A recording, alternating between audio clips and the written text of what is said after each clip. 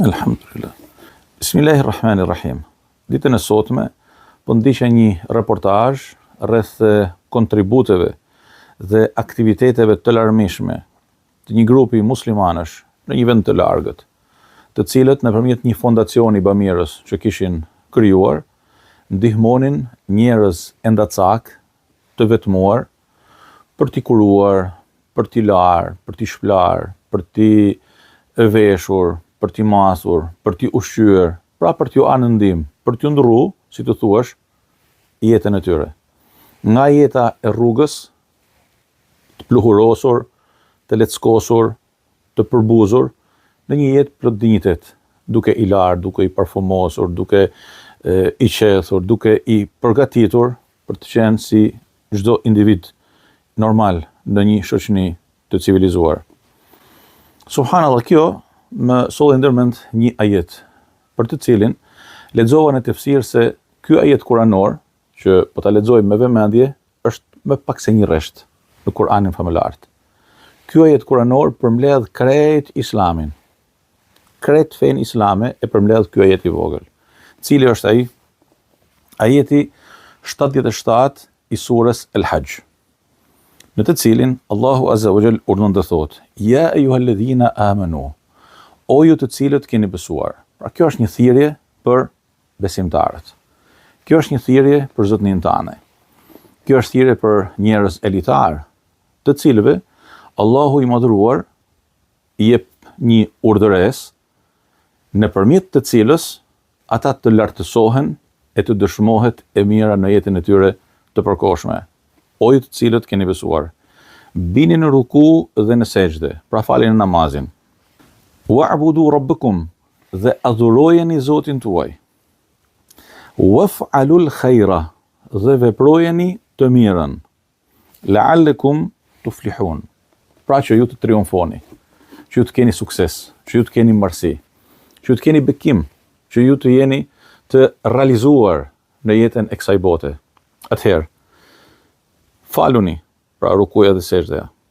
Adhuroni Zotin tuaj dhe hap një klap të gjanë, ku mund të përmbledhësh agjërimin e Ramazanit, haxhin, umrën, zakatin, bamirësitë e ndryshme, sjelljen e mirë ndaj prindit, punën e përditshme, lodhjen për të fituar halallin, lodhjen për të distancuar nga haramet, sakrificën për të distancuar nga kotësitë, përpjekjen për të përhap të mirën, angazhimin për të qenë thirrës drejt vlerave të këtij Islami të pastër, me cilin Zoti i Gjithësisë na ka begatu dhe na ka përzgjedhur në këtë botë për të qenë prej besimtarëve, të cilëve i drejtohet këtu e 15 sheku i madh përpara, duke i thirrur me dashninë më të madhe, o ju të cilët keni besuar, për të thënë gjithë secili prej nesh në vetveten e tij, urdhno si urdhon Zoti im. Adhuroni Zotin tuaj, waf'alul khaira, dhe veprojeni të mirën, që të arrini triumfin, të keni sukses, të keni marrësi, të keni bekim, dhe veprojeni të mirën. Do të nalem këtu. Veprojeni të mirën, kjo është një gamë e gjerë në të cilën ka mundësi të praktikojë gjithë secili prej nesh atë çfarë Zoti i Gjithësisë kërkon nga gjithë secili prej nesh si besimtar. Veprojeni të mirën. Cila është e mira? Na e ka shpjeguar në Kur'anin famëlar. Na e ka treguar në hadithe të panumërta nëpërmjet pejgamberit alayhi salatu wasalam. Na e ka dëshmuar në shembullin e pejgamberit alayhi salatu wasalam. Na ka mësuar që edhe me e ndihmu kafshën, edhe me i dhanë me pi një kafshë të gjorë, edhe me ndihmu një njeri nevojtar, pa pyet për identitetin e tij, është e mirë. Edhe me ba, pafundësisht, janë të mira. Janë të mira, janë sadaka, janë lëmosha që regjistrohen tek Zoti i Gjithësisë. E ndoshta për shkakun e njerëz prej tyre, ndoshta më të vogles e më të papërfillshmes prej tyre, mund të shpëtojmë nesër ditën e gjykimit. Lexova që Hazreti Omeri pa një ditë një plak të verbër që lypte rrugëve. Ishte edhe i lodhur, edhe në një gjendje shumë të keqe, ju afrua dhe e prek tek supi i tij. I tha, çfarë po bën? Edhe çfarë po kërkon? I tha, unë jam një kitabi, jam një jehudi dhe po kërkoj lëmosh sepse jam i braktisur. U zemrua, u ni shumë keq, edhe e mori me vete në shtëpinë e tij.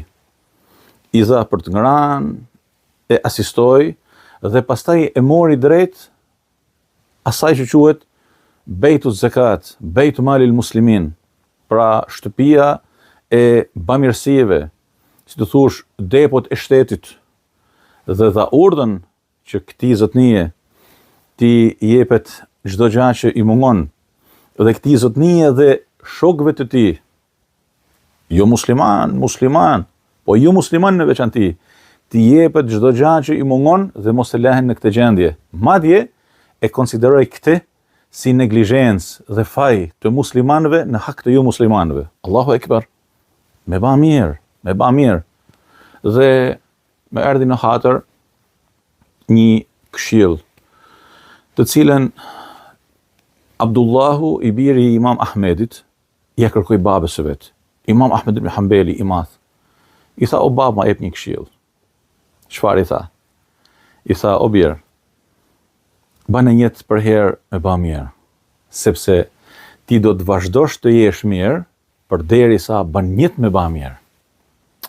E mrekullueshme. Banë jetë për me ba mirë, sepse do të vazhdosh të jesh mirë përderisa e bën jetë për me ba mirë. Ço do të thonë me ba jetë me ba mirë?